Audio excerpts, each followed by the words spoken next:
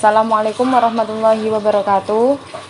Perkenalkan, nama saya Isna Septi Sofiana, NIM 1720210050.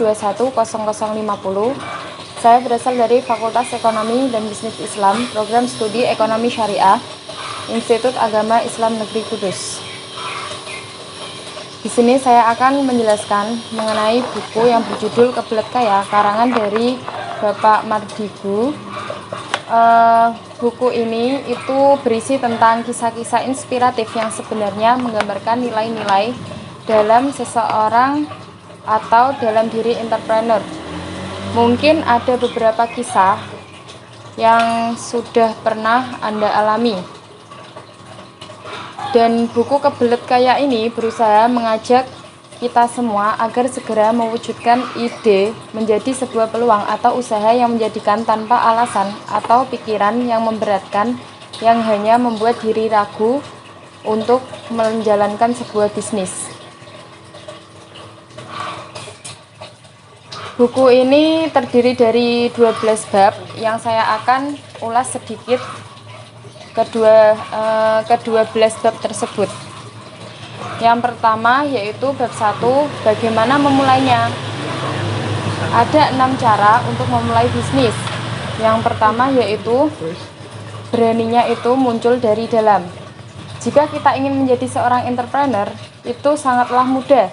Yang terpenting hanyalah memberanikan diri untuk menjadi seseorang yang handal. Terus yang kedua itu melakukan dengan segera. Jangan hanya mempunyai ide saja, tetapi lakukanlah segera mungkin. Jika tidak dilaksanakan, tentunya gagasan kita tidak akan memiliki kemampuan. Terus yang ketiga yaitu kuasai secara detail. Untuk mengawali sebuah usaha, jangan sampai tunggu terampil. Mulailah dahulu dan proses akan mengajarkan kita untuk menjadi terampil. Yang keempat, berbeda itu merupakan strategi. Semua cara pasti mempunyai perbedaan, sehingga perbedaan tersebut merupakan strategi untuk menjadi sukses. Terus yang kelima, itu berjuang itu juga butuh siasat. Bertahan itu bukan hanya berdiam diri di tempat, melainkan harus berani berbuat eksperimen untuk membuat sesuatu yang baru. Dan yang terakhir yaitu menaklukkan investor. Seorang entrepreneur harus memiliki jiwa penakluk karena ia juga dituntut harus bisa melakukan investor untuk menggapai mimpi-mimpinya. Selanjutnya yaitu bab 2 mengenai bagaimana menjadi seorang entrepreneur. Yang pertama itu bermulai dari impian. Seorang entrepreneur harus mempunyai impian. Impian tersebutlah yang akan menjadikan motivasi yang paling besar untuk selalu terus berjuang. Dan yang selanjutnya yaitu melihat kebutuhan sekitar. Untuk melihat kebutuhan di sekitar kita harus memperbanyak ikut acara-acara seperti acara seminar, kegiatan sosial, dan lainnya untuk saling bertukar informasi. Pertukaran informasi tersebut kita bisa melihat kebutuhan apa saja yang akan dibutuhkan untuk kedepannya. Dan yang ketiga yaitu empati membuat kita terlibat. Empati merupakan mengerti apa yang dirasakan oleh orang lain. Entrepreneur harus memiliki jiwa empati karena kalau kita bisa memahami orang lain, maka orang lain pun akan mampu memahami perasaan kita. Dan yang keempat yaitu memberikan nilai tambah. Seorang pebisnis harus jeli dalam melihat keadaan mangsa konsumennya, karena kita harus bisa memberi nilai lebih dari produk yang lain. Terus yang kelima yaitu menjual barang itu sekaligus dengan manfaatnya. Produk yang kita jual jangan hanya terfokuskan pada kegunaannya saja, tetapi kita juga harus bisa memberikan manfaat lainnya kepada para konsumen. Terus yang keenam yaitu wujudkan mimpi dari pelanggan. Seorang entrepreneur dituntut harus mengetahui selera pelanggan kita agar para konsumen puas dengan hasil yang kita kerjakan. Terus yang ketujuh atau yang terakhir yaitu peluang tergantung dari cara melihatnya. Setiap daerah pasti mempunyai peluang bisnis yang berbeda-beda, sehingga dari diri entrepreneur harus bisa melihat peluang apa yang dibutuhkan di daerah tersebut. Selanjutnya yaitu bab 3, yaitu membidik pasar. Ada 6 cara membidik pasar. Yang pertama itu memerlukan nyali untuk mewujudkan sebuah ide. Terdapat perbedaan yang mencolok antara wirausahaan dengan pekerja atau pegawai. Tentunya mereka yang berwirausaha lebih ajak atau matang secara psikologis, sedangkan para pegawai kelihatannya itu ajak, tetapi jika digali lebih dalam ternyata idenya itu masih rentan. Terus yang kedua yaitu adrenalin dan seni berhutang. Yang ketiga yaitu kejelian menangkap perbedaan. Marketing intelijen bertujuan untuk menentukan strategi dalam melakukan pengumpulan data yang biasanya menggunakan pikiran imajinatif pelanggan dan perilaku pesaing. Kemampuan menggunakan pikiran imajinasi adalah salah satu bagian terpenting dalam pengambilan keputusan. Kumpulan data lapangan bisa digunakan untuk menentukan strategi perang bisnis, dan kumpulan data ini juga bisa berupa perilaku pasar, lokasi supplier, kompetitor, harga servis yang diberikan hingga lokasi bisnis yang akan dibangun. Yang keempat, bangunlah komunikasi. Komunikasi sangatlah penting tanpa kita sadari bahwa kita merupakan korban iklan. Seperti contohnya itu setiap hari kita diprovokasi dengan doktrin kebenaran produk seperti pasta gigi, sabun mandi, sampo, bahkan perlengkapan barang yang lain. Itu kita beli karena merasa senang dengan produk tersebut. Dan yang mengagumkan, semua produk tersebut memang merupakan produk yang sangat laris sepanjang sejarah. Yang kelima yaitu prediksi sebuah fenomena. Salah satu metode dalam mengasah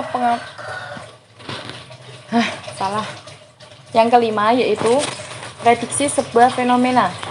Salah satu metode dalam mengasah kemampuan manajerial adalah dengan membandingkan keputusan para manajer andal dengan melihat sebuah fenomena ketika terjadi sebuah fenomena tersebut. Berusahalah untuk mendapatkan gambaran lengkap terlebih dahulu sebelum fenomena itu selesai. Kemampuan ini akan sangat berguna bagi seorang entrepreneur.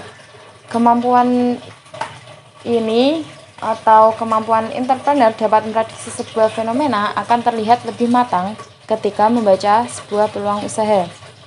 Kemampuan ini akan membuat bisnis kita lebih aman karena kita sudah lebih dahulu memprediksi pasar. Terus yang keenam yaitu komentator yang bukan aktor. Banyak fenomena peluang usaha menjadi sia-sia karena terlambat beraksi dan didahului orang lain dalam memanfaatkan sebuah peluang usaha. Jika kita melihat peluang, sesungguhnya ada beberapa orang yang juga melihat peluang tersebut. Itulah yang dinamakan bisnis, yang membedakannya merupakan keberanian seseorang untuk bertindak. Selanjutnya yaitu bab 4, berarti seorang entrepreneur. Yang pertama yaitu belajar sambil mengerjakan. Untuk menjadi pengusaha, tidak perlu memiliki pengalaman terlebih dahulu. Jika kita akan memulai usaha, tidak perlu juga berpikir panjang atau merencanakan sesuatu yang kerjakan dulu semuanya. Lakukan apa yang dapat dilakukan. Tangani semua hal yang terjadi sambil menjalankan bisnis tersebut. Ketakutan biasanya muncul karena kita terlalu siap dan banyak berpikir, dan pada akhirnya banyak hal yang berbeda dengan apa yang kita pikirkan. Terus yang kedua yaitu belajar dari sebuah kesuksesan. Banyak hal yang akan diuji dari seorang entrepreneur, yaitu kebijakan dan kesabarannya. Sebuah kegagalan yang terjadi di awal akan membuat fondasi lebih siap dan kokoh, karena pada saat itulah justru kita sedang bersiap-siap atas semua kemungkinan buruk yang mungkin terjadi. Jangan terlena dengan kesuksesan yang dapat menjerumuskan, karena itu pandai-pandailah mengelola kesuksesan agar tidak menjadi bumerang bagi diri sendiri. Dan yang ketiga yaitu mengelola kegagalan. Dalam kehidupan, kata gagal adalah suatu yang tidak enak didengar atau dirasakan. Dalam menjalani kehidupan, Kita sering berusaha untuk menghindari sebuah kegagalan. Banyak orang pula yang tidak memahami apa itu arti kegagalan. Dan banyak juga yang mengartikan bahwa kegagalan itu bagi orang-orang pecundang. Namun, ketika mereka terus berusaha, walaupun kegagalan datang, mereka itu adalah sebuah pemberani yang harus disegani. Mereka menyadari bahwa kegagalan merupakan proses pembelajaran yang baru saja dimulai. Namun, jika kita tidak menjadi seseorang atau tidak melakukan sesuatu, bersiaplah untuk gagal. Namun, jangan pernah berhenti untuk berusaha. Yang keempat yaitu mengelola stres. Jangan pernah mengambil keputusan dalam kondisi tertekan atau stres. Biasanya, keputusan dalam kondisi panik hanya menghasilkan keputusan yang salah dan seringkali merugikan. Terus yang kelima yaitu fokus pada masalah. Sebuah usaha harus dilakukan ekstra hati-hati dan telaten. Mata harus fokus, kedua tangan harus terkoordinasi dengan baik, pencahayaan yang baik, dan suasana sebisa mungkin hening. Filosofi tersebut sama halnya dengan seorang entrepreneur saat menghadapi kendala. Seperti contoh, jika SDM yang kurang kompetitif, biasanya terjadi karena kurang pelatihan dan motivasi. Jadi, selama kita bisa memfokuskan pada suatu hal, segala peluang akan terlihat dengan jelas. Yang keenam yaitu mencari cara yang terbaik. Bagi seorang entrepreneur, mempunyai sumber bahan baku yang melimpah dan murah adalah hal yang utama karena bahan baku akan mempengaruhi ongkos produksi. Dan disinilah kemampuan seorang entrepreneur diuji. Bagaimana kita jeli untuk mendapatkan sumber bahan baku yang berkualitas baik tetapi dengan harga yang terjangkau. Hal ini pastinya akan memberikan keuntungan kepada bisnis yang sedang kita jalankan. Sebab usaha yang kita bangun tidak akan berjalan lancar tanpa adanya dukungan dari pihak yang terkait, seperti produsen dan konsumen. Selanjutnya yaitu bab 5, mengenai pola pikir entrepreneur. Yang pertama yaitu memanfaatkan risiko. Sebagai seorang entrepreneur, menggunakan fasilitas orang lain merupakan sebuah metode yang ampuh untuk dicoba. Entrepreneur sejati merupakan seseorang yang berani mengambil risiko dengan kalkulator risk, yaitu sudah memperhitungkan terlebih dahulu risiko yang mungkin terjadi. Yang kedua merupakan cerdas melihat peluang. Seorang entrepreneur sejati merupakan mereka yang sangat pandai melihat sebuah peluang dimanapun dan bagaimanapun kondisinya. Entrepreneur sejati tidak bisa membiarkan begitu saja sebuah peluang yang dilihatnya. Yang ketiga yaitu jangan pernah cepat puas. Begitu tercapai apa yang sudah dicita-citakan, seorang entrepreneur akan langsung membuat sesuatu yang baru. Ketika target sudah tercapai, target yang lebih tinggi dipasang seakan tidak pernah berimbang karena di sanalah kehidupan berputar dinamis. Jika kita berdampingan dengan seorang entrepreneur, mesti ide-idenya akan mengalir terus. Ide merupakan dari seorang entrepreneur. Keseimbangan adalah kesempurnaan.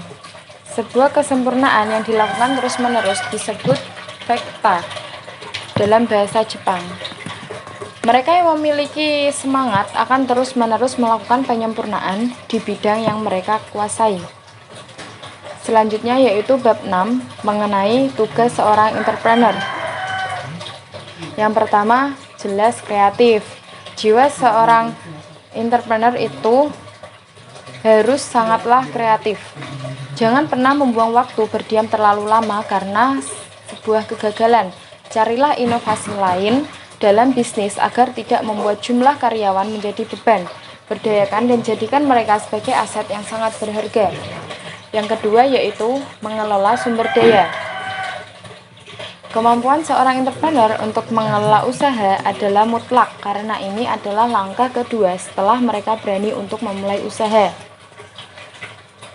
Seorang manajer yang handal harus mampu berkoordinasi dengan SDM yang dimilikinya. Banyak contoh usaha perorangan yang tidak bisa berkembang dengan baik dikarenakan kemampuan manajerialnya sangatlah lemah. Yang ketiga, Komunikasi itu merupakan sebuah seni. Seorang entrepreneur diwajibkan memiliki soft skill, yaitu keterampilan seseorang dalam mengendalikan dan mengenal potensi dirinya, atau dengan kata lain disebut dengan karisma. Hal ini sangat berpengaruh pada kesuksesan seorang dalam pembawaan diri, bersosialisasi, dan berbisnis. Yang keempat, mengenai insting kepemimpinan. Kita hanya perlu memainkan fungsi pikiran, semua hal bisa kita lakukan. Semakin sering mengasah rasa tanggung jawab, semangat leadership kita akan semakin mudah untuk muncul. Itu sama halnya dengan jiwa dan semangat yang melekat pada diri pemimpin. Terbukti bahwa kita tidak perlu menunggu suatu keadaan untuk membuat kita menjadi seorang pemimpin, tetapi justru kita yang mengendalikan situasi agar jiwa leadership kita muncul. Selanjutnya yaitu bab 7 mengenai Zero Principle Entrepreneur. Yang pertama, seorang entrepreneur harus memulai dari nol. Seorang pebisnis bukan hanya bermodal dengan uang saja, tetapi masih banyak modal yang dibutuhkan, seperti keterampilan, jaringan, leader, dan lainnya. Bangunlah sebuah kepercayaan kepada rekan kerja, karena hal itu akan membuat bisnis kita menjadi sukses nantinya. Dan yang kedua yaitu jujur dalam melakukan bisnis. Kejujuran merupakan hal utama bagi seorang entrepreneur. Dengan kejujuran maka akan menimbulkan sebuah kepercayaan. Yang ketiga yaitu zero min atau pengosongan pikiran. Seorang entrepreneur harus bisa mengosongkan pikiran, karena jika terjadi masalah atau tantangan, maka pengosongan pikiranlah yang bisa menjadi jalan pengambilan keputusan yang tepat. Selanjutnya yaitu bab 8 tentang berbisnis tanpa uang tunai.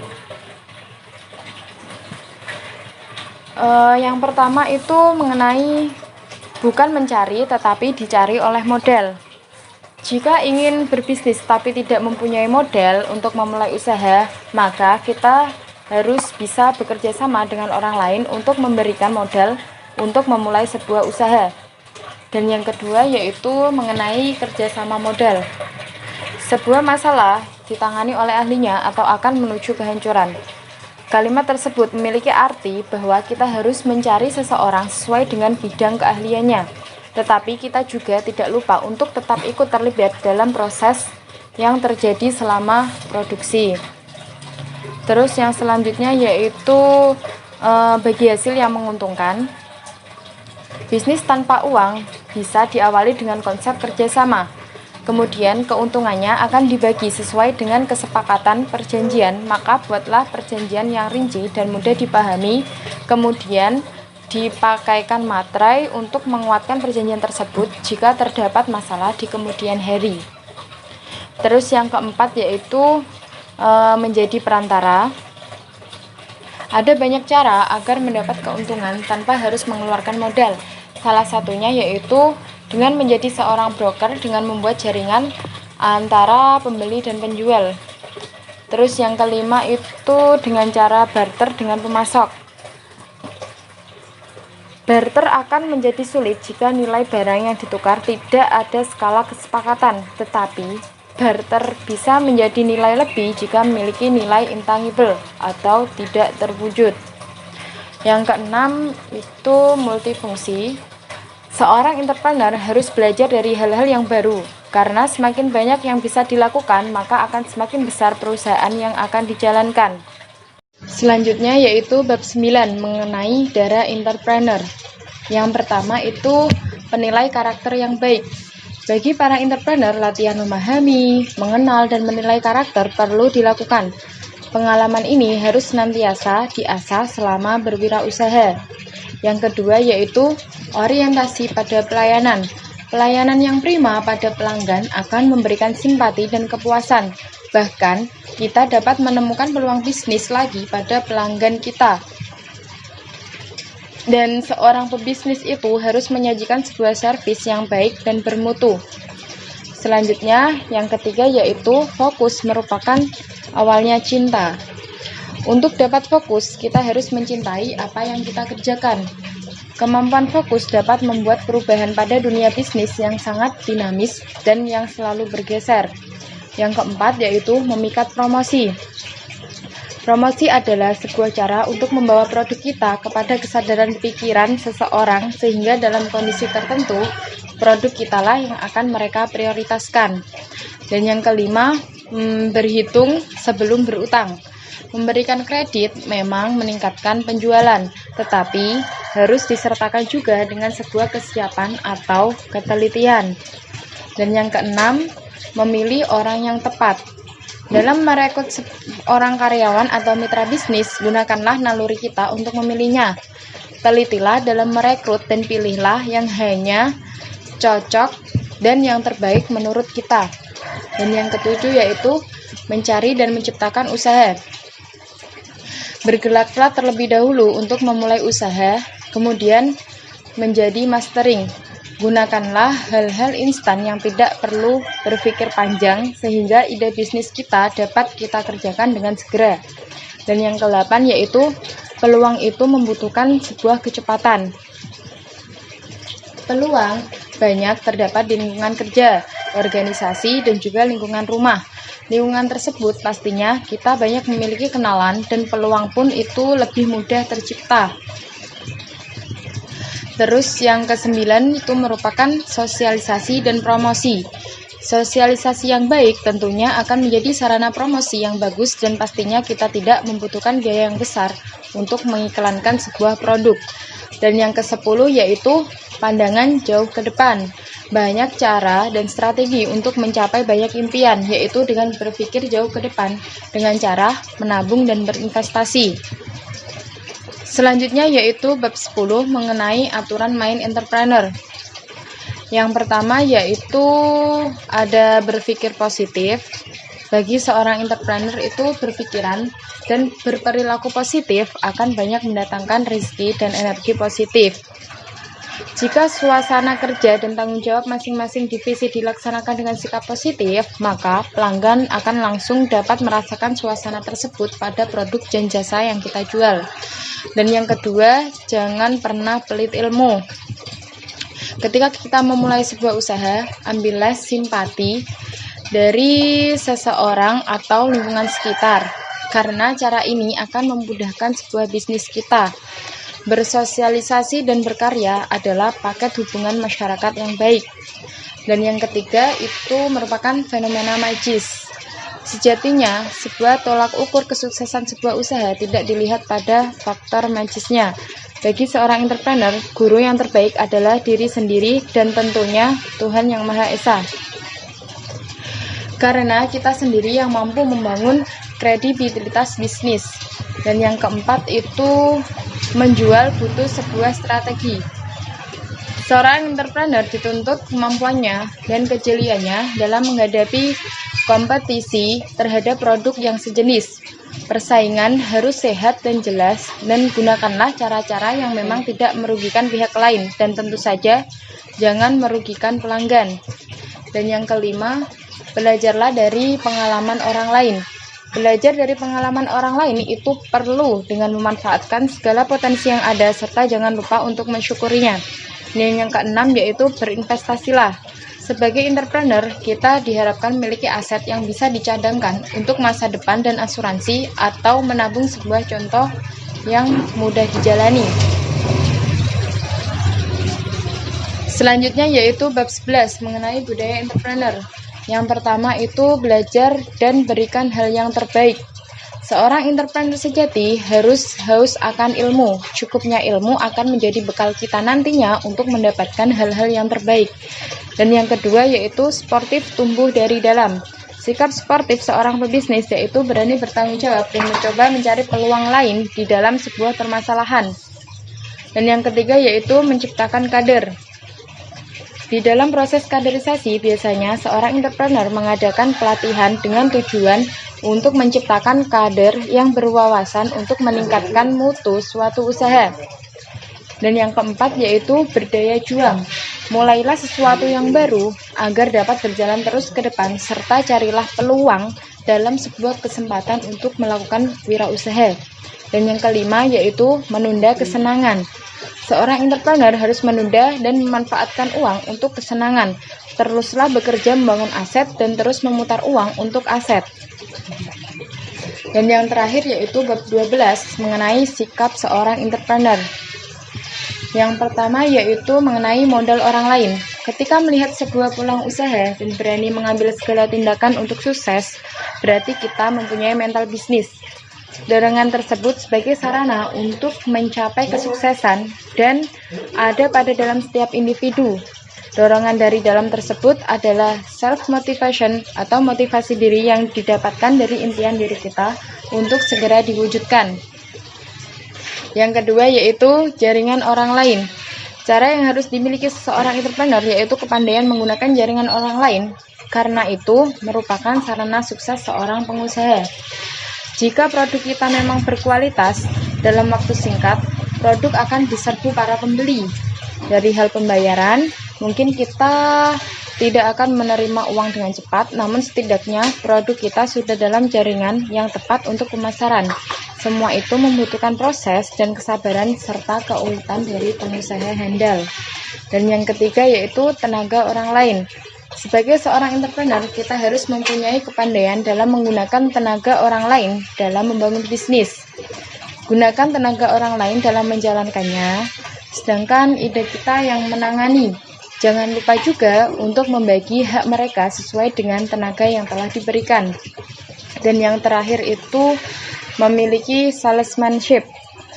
Latihlah diri sebagai seorang pengusaha melalui jenjang sales. Sales merupakan pekerjaan yang membutuhkan keahlian tersendiri. Jiwa seorang fighter diandalkan di sini. Banyak sekali juga pengusaha yang mengawali karirnya sebagai tenaga penjual. Sales sendiri merupakan pekerjaan yang terhormat karena banyak sekali pelajaran yang didapatkan, misalnya melatih mental, visi, dan juga kepemimpinan. Bekerja sebagai sales juga bisa membangun kepercayaan dari pelanggan serta banyak mengenal orang. Hal ini merupakan sebuah jaringan yang memperkuat bisnis kita nantinya. Inilah yang akan memunculkan sebuah peluang bisnis yang mungkin hanya datang sekali seumur hidup. Demikian review dari buku Kebelet Kaya yang dapat saya sampaikan. Kurang lebihnya mohon maaf. Assalamualaikum warahmatullahi wabarakatuh.